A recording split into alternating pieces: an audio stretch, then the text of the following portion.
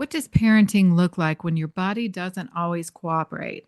Today's conversation is for every parent navigating chronic illness because doing your best might look different, but it still counts. Welcome to the Spoonful Show. You're listening to the Spoonful Show, honest conversations about chronic illness, identity, and finding meaning, even when life changes everything. I'm Rachel, a chronic illness spoonie, and I'm really glad you're here. Let's get started. Welcome back to the Spoonful Show. This is Rachel here with you again for another week. Today's episode is one that I know so many of you are going to connect with. We're talking about parenting with chronic illness, the real everyday version of it. Not the highlight reel, but the behind the scenes moments, the adjustments, the guilt, the resilience, and the ways we keep showing up for our kids, even on the hard days. I've been a type 1 diabetic for over 25 years. So I was a diabetic when my kids were born, and it was so cute when my youngest was probably 4 or 5, and he always used to help me. And if I had a low sugar, I'd say, honey, can you get mommy a juice box out of the fridge? Because mommy's sugar's low. And he would run to go get it, and he would bring it to me, and he would say, I just saved your life, Mom. And it was so cute. And one day he came to me and said, Mom, I need a juice box because my sugar's low. And of course, he's not diabetic, but it was the cutest thing ever. And I have so many memories of the boys as they've grown up with me being a chronic illness spoonie. But I thought that was one maybe to share with you guys today. Today, I'm joined by Kristina, who has an almost 2-year-old. And Kristina brings such honest and relatable perspective from a mom navigating life with chronic illness while raising a toddler. So what I love about this conversation is that we were diagnosed at different stages of parenting, which really shows how the journey can look so different, but it still feels familiar no matter where you are in the process. This episode is a reminder that you're not alone in this, and that being a good parent doesn't mean doing it all. It means showing up in the ways that you can. Let's get started.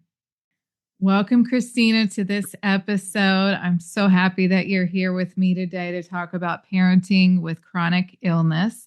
Kristina was on episode 33 of the Spoonful of Strength podcast to talk about her Chiari, and I'm really excited to bring you back on. Thank you, Kristina. Thank you. I'm so excited to be back and helping you, with more episodes. And I'm excited to share a different lens to my story this time. Yeah.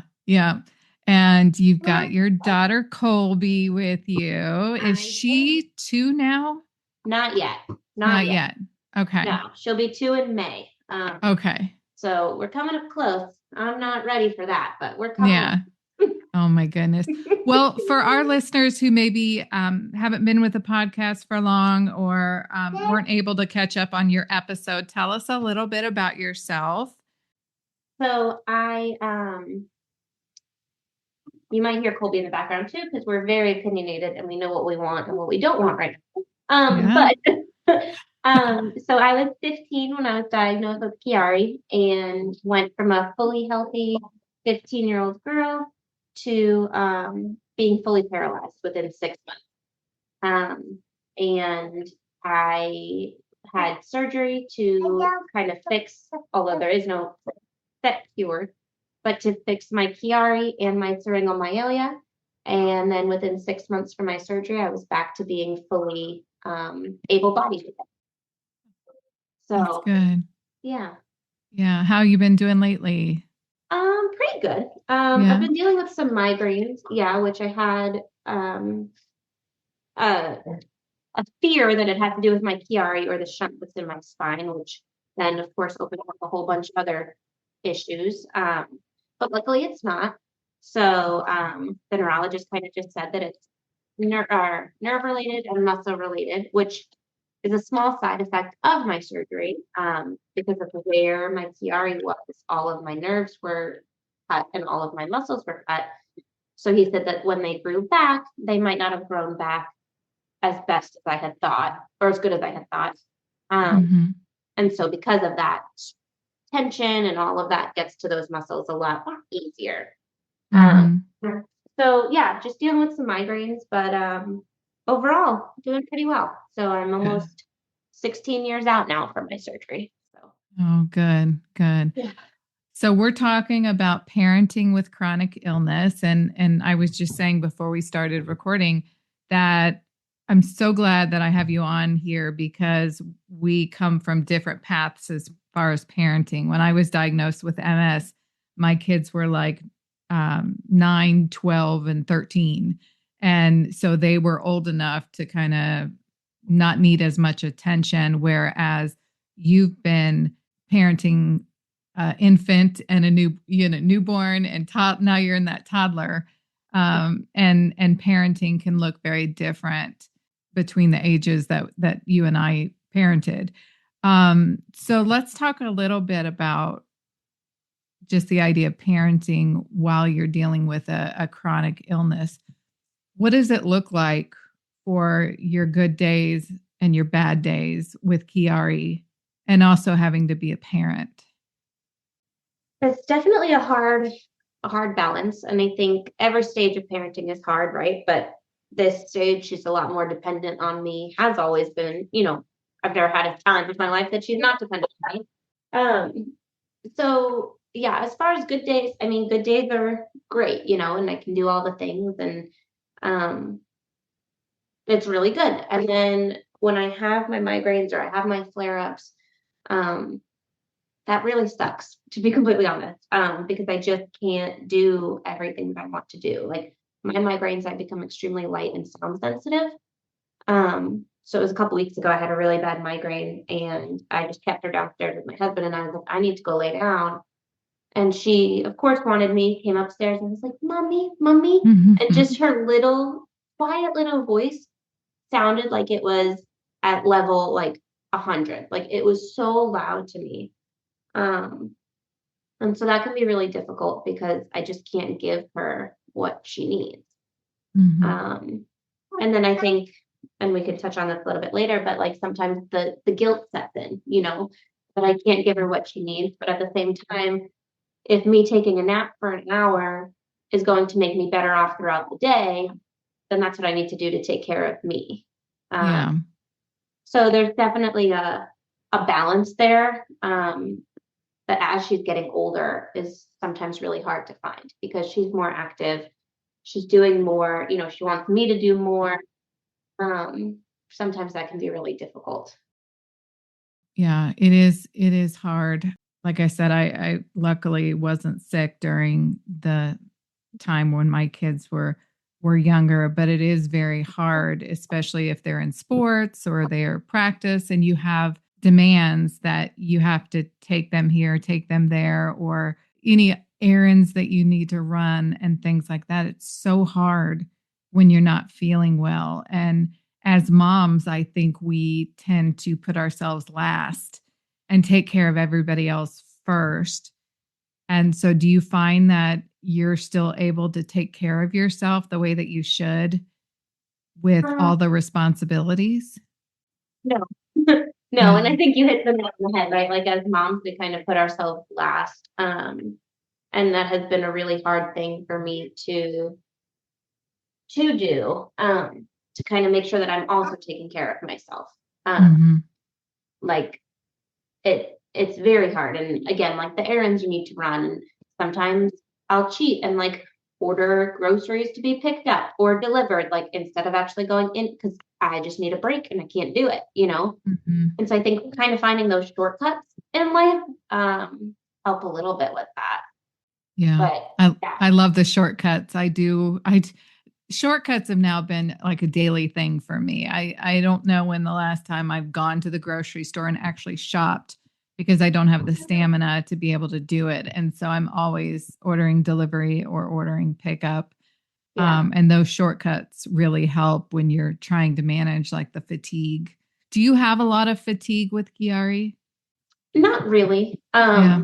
I know a lot of people who do, who get tired really easily, but I think a lot of that has to, like, it correlates with my surgery, right? Like, Mm, a lot of people are not candidates for surgery, or surgery is not, an option for that.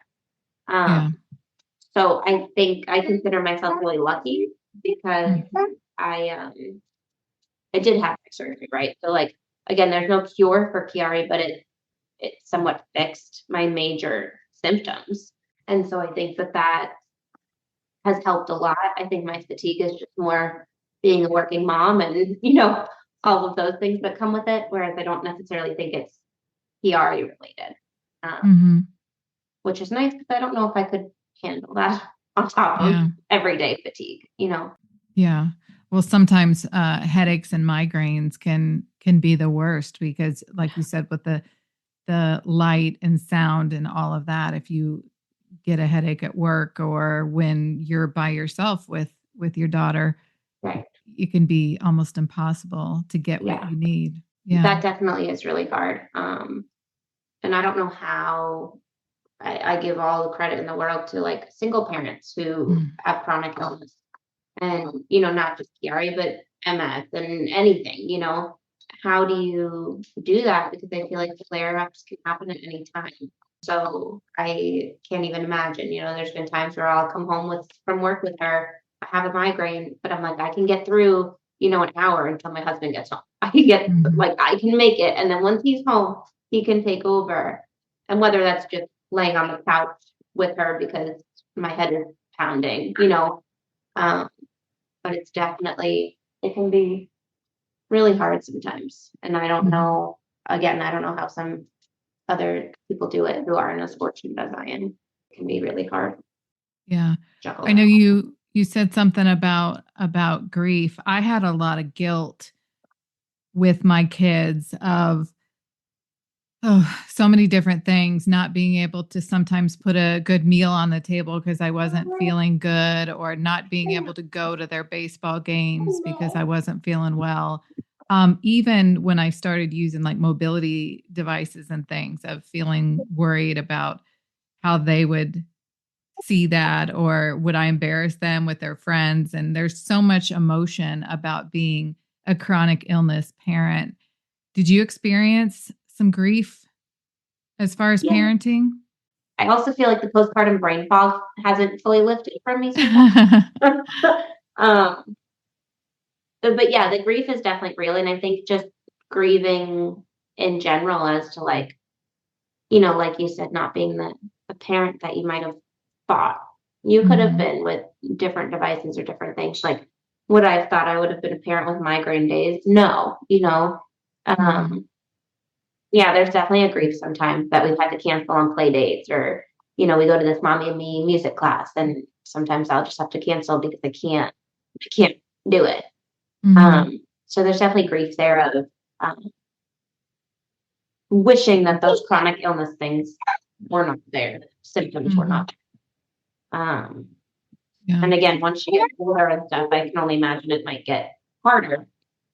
I wonder, with her age, have you thought about, as she grows up, explaining to her what you deal with, and kind of dealing with that end of it? Yeah, I mean, we've touched on it a little bit. My husband and I have talked about it, and actually, so Chiari is hereditary as well. Mm, Um, and so when I was pregnant with her, it was a concern of ours whether or not she was going to have one, or have Chiari, have rhinomyellia, anything. And so when we did her anatomy scan, they scanned for it and they didn't find anything. But sometimes it can happen because of trauma. And I don't really know where mine came from. They don't really know if I was born with it or it just developed. So I think that's something that as a mom, I kind of have in the back of my head with her life going forward. I mean, knock on wood, she's fine and, nothing like that. But um, I think too, as she gets older, like explaining to her, like you said, like sometimes, mommy's going to have some migraines, and this happened long before you were born. But I think my surgery and my medical journey is a really big part of who I am right now.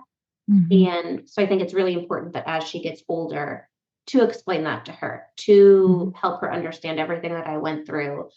And even to be pregnant, carry her full term, like all of that 15 years ago. Sure, my surgeon said at the time, yeah, you could do it and it would be fine. But I was 15, I wasn't thinking about kids that far off. Yeah. And so I think just being able to carry her with the weight on my spine and different things like that, that in itself is a miracle. And so I like the thought of explaining that to her, like how lucky I was to be able to carry her. And, God willing, if we have more kids, like how lucky I am to carry them. And I also really I've been doing a lot of things with the Bobby Jones Foundation. And so we just hosted our annual event. It was in November. And I like taking her to that. And she was involved. And she actually wore the shirt that you guys sent her. Yeah, that my mommy is a Chiari champion or something like that. Because she finally fit into it now. But I think it's really important for her to be involved in the medical community as well. Whether or not she has any diseases, disorders, anything going forward. But to know that a lot of people struggle with things that you could never see, and you might not be able to see. And when I was in my wheelchair, the only thing you saw was a girl in a wheelchair. Like, I looked fine. I didn't have oxygen. I didn't have pain pumps. I didn't have any of that. But I think it goes mental health wise and physical health. Like, there's a lot that you just don't see. And so I think that would be the main thing that I would emphasize to her. Is like, there's just a lot that you don't see. Be compassionate and understanding for what people are going through. Even if you can't see it, doesn't mean that it's not real.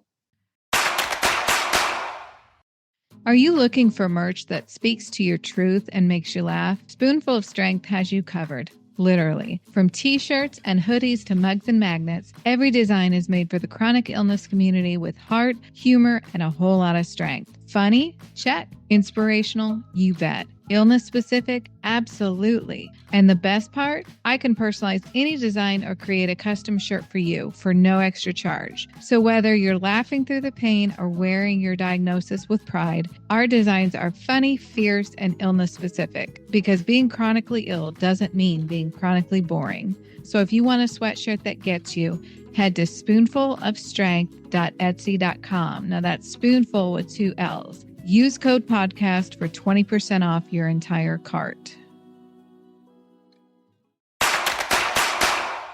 And I think the conversation will happen over and over as she gets older. I was going to ask you, how is the conversation with your kids? Like, how do you talk to that?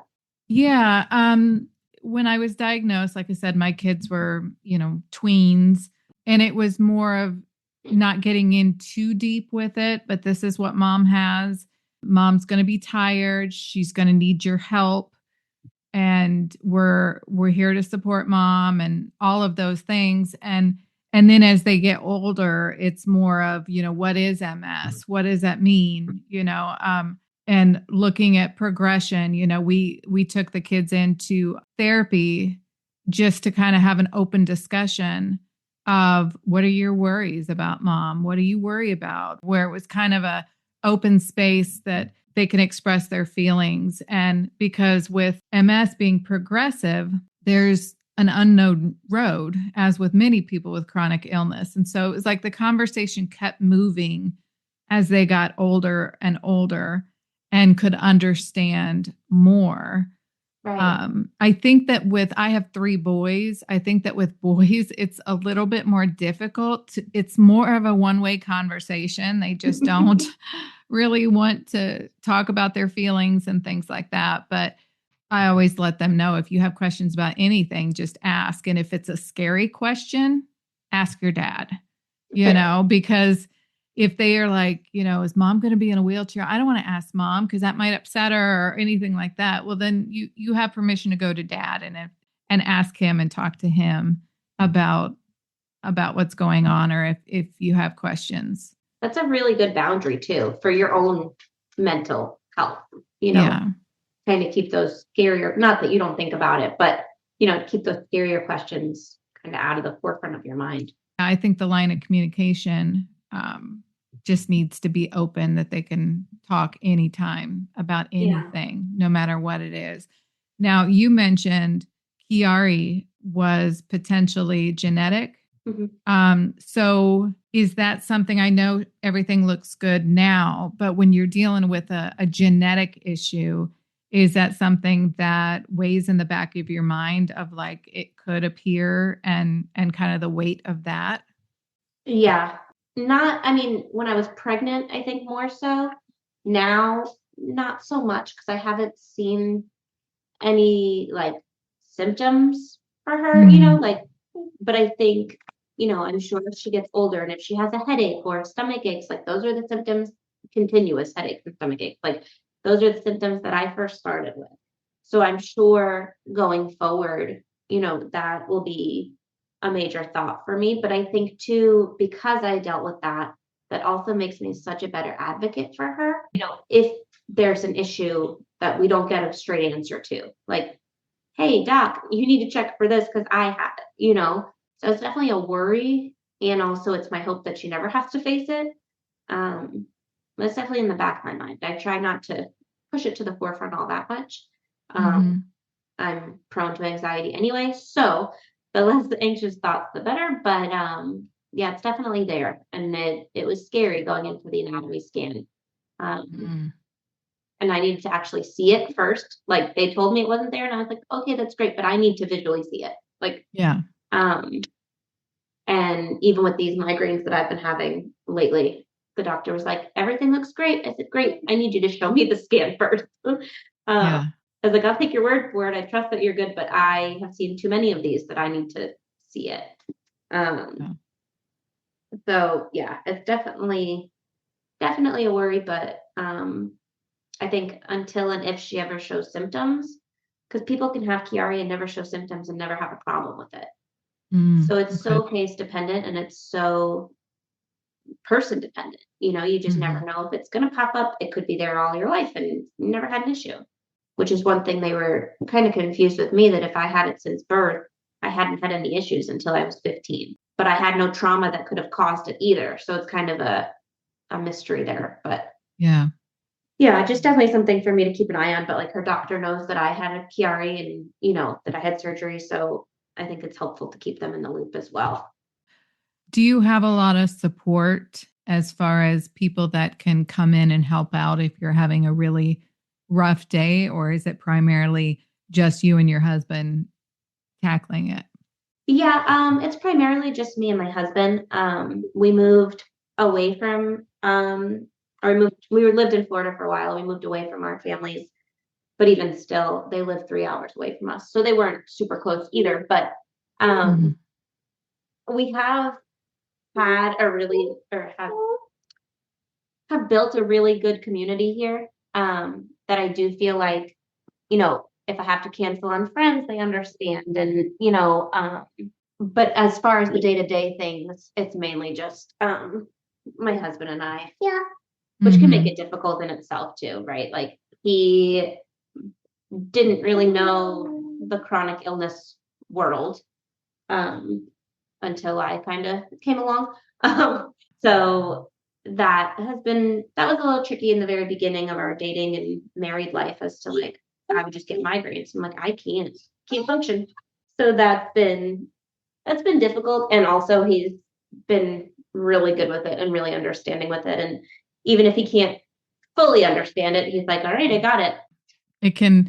Chronic illness can really be hard on a relationship, but it can also strengthen it. And I think, my husband and I, we've just got this almost unknown communication of just helping. He knows when I'm not feeling well and he steps up and helps out. And that can be really helpful. I think when you've got family or friends that really understand chronic illness, then it makes it a lot easier because you don't feel as bad for canceling plans. They understand. They don't make you feel bad about all that. And so it's really important of finding, even if it's just one person, that you can ask for help if need be.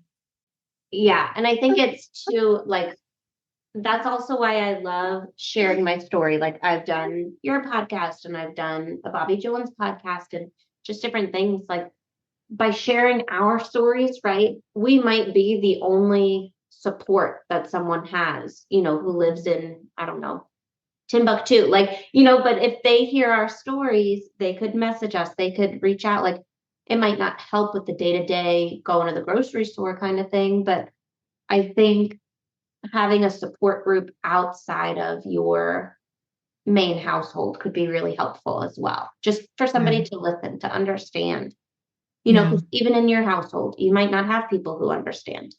And I think that that's really helpful as well. Yeah. Just to have that.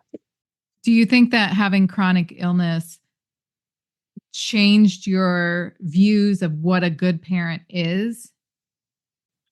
Ooh, that's a good question. Yeah, I think so. I think it has allowed me to be okay with having not so perfect moments. Like I don't want to say bad moments, but if I need a minute or I need an hour, like just letting myself have that. And letting myself it kind of puts it into perspective, but then it also teaches her. Like sometimes you need to take care of yourself. Yeah, talking about you. Whether you have chronic illness or not. And again, I'm lucky I don't have so many symptoms from PRE right now. I think it definitely puts it into perspective that you're not going to be on all the time. Like, and that's okay. You're not going to be able to.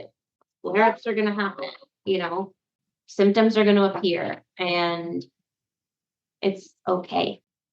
Yeah, you bring up a couple good points. When I stopped working, I really started looking at the fact that I was giving them so much of my time, not necessarily my energy, but taking time to, gosh, even if it was, let's jump in bed and read a book, or, doing things that aren't physically demanding, but getting that time with them.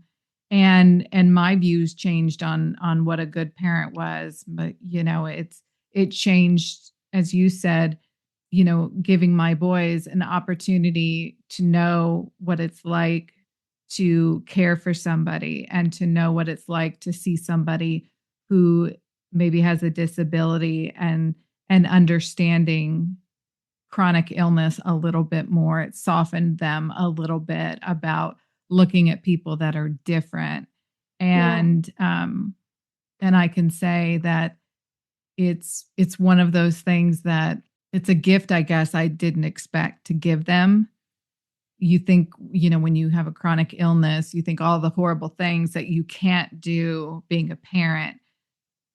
But a lot of times you don't look at the gifts that you give them, being able to, well, now I'm not working 60 hours a week, so I can be there for them more, and we can have more conversations and get involved in things that they enjoy talking about, and really getting to know them on a more personal level. And I think that's really important.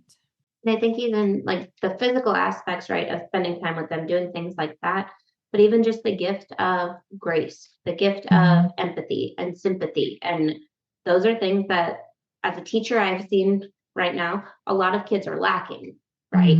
And so I look at my daughter and I'm like, you know what? You're not even 2 yet, and I'm showing you these things. Like you might not fully understand it to bring it into your life right now, but your boys have seen it now for years, like how to care for somebody, how to empathize with somebody, sympathize with somebody. And those are really good skills for kids to have, no matter what the age, right? And to lead with kindness and understanding that they might not have had you not had your diagnosis, which is, again, so important because there are so many kids who don't. So I think that those are really gifts as well. Yeah. And you also brought up another good point about teaching them to take care of yourself, of being able to say, I've had a really rough day. Dinner's going to not be the greatest tonight. I bought lunch meat and you guys make yourself sandwiches or something like that, of kind of understanding that they see mom taking care of herself when she's not feeling well, and seeing them learn that as well, I think was a great point. Yeah. So actually, just to touch back on what you said, with like taking care of yourselves, right? With chronic illness. Yeah. I have anxiety and depression, which I also think could be considered a chronic illness, right? Mm-hmm. And I've been going through a really rough patch with my anxiety. And so yesterday I took a mental health day from work and I brought my daughter to daycare and I just took the day just for me. And at first it kind of goes back to the guilt, right? Like I was feeling guilty that do I really have to take a work? But I work and then I pick her up and then it's like the second shift of my day starts, right?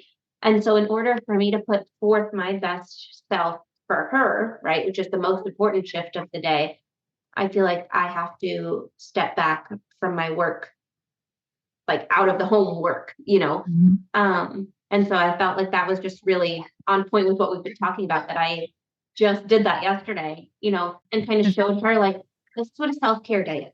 And like, that's okay for you to take it. I love that you did that. And that's so important. And I think that is so great for you to take and just focus on yourself so that you can be a better parent at the end of the day. It was weird because I've never done that before, but I was like, in order for me to be best for her, what's got to happen? I feel like before I was a parent, you push through the bad work days and you just push through. And then when you come home, you can relax and you can decompress. But there is none of that when you're a parent, especially a toddler parent, So yeah, but that kind of just came up when you said that. I'm so glad that you added that. That's a good reminder to take time for yourself if things are getting overwhelming. Yeah. What's one thing that you're proud of being a parent with chronic illness? I think learning and like acknowledging that I'm always learning and always adapting. Like we've said, like not every day is going to be great. Not every moment's going to be great, but how can I adapt to that? It teaches our kids adaptation skills and thinking skills. And I'm just really proud of how much I've learned and how much I've grown in the last 20 months since having her and even being pregnant with her. And yeah, I think the learning process is one of the things that I'm most proud of. Just myself, like how much I've grown. Couldn't have ever predicted that, Where can our listeners find you on social media? You talked a little bit about spreading the word and reaching out via social media. So if somebody wants to connect with you, where can they do that? So I am on Instagram and Facebook, but I kind of keep my Facebook more private, family-wise. But I am on Instagram at KMPS95. And so, yeah, so I'm always up to talking and chatting with those who need support and, maybe going through a rocky period. Yeah, well, Colby is very, very lucky to have you as her mama. And I really appreciate you coming on and talking about this. And it's an important subject and it can be overwhelming to be a parent with chronic illness. And so hopefully we've given some tips and tricks of, just taking time and taking care of yourself and being as best of a parent as you can with chronic illness. Yeah. And that's all you can do. And your boys are really lucky to be able to live this story with you. I really think it's going to benefit them.